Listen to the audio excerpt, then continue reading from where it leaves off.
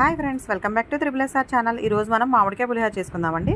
ముందుగా స్టవ్ మీద బాండీ పెట్టి 2 టేబుల్ స్పూన్ల ఆయిల్ వేసి, ఆయిల్ కాగిన తర్వాత పల్లీలు, పచ్చెనపప్పు, ఆవాలు, జీలకర్ర వేసుకుని ఫ్రై చేసుకోవాలండి. అవి ఫ్రై అవుతున్నప్పుడు 2 పచ్చిమిర్చి చీల్చేసి అందులో వేసుకోవాలండి. కరివేపాకు, ఎండుమిర్చి కూడా వేసుకుని అవన్నీ బాగా ఫ్రై చేసుకోవాలండి.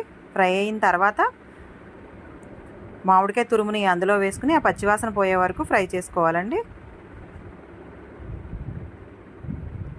అలా ఫ్రై అయిన తర్వాత రుచికి సరిపడేంత సాల్టు, ఒక 1/2 టేబుల్ స్పూన్ పసుపు వేసుకుని కలుపుకోవాలండి.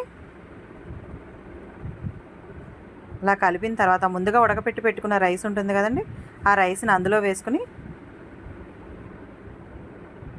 స్టవ్ ఆఫ్ చేసి ఆ రైస్ని అందులో వేసుకుని అది మిక్స్ చేసుకోవాలండి. బాగా కలుపుకొని ఫైనల్గా కొత్తిమీర వేసుకుని గార్నిష్ చేసుకుంటే మామిడికాయ పులిహోర రెడీ.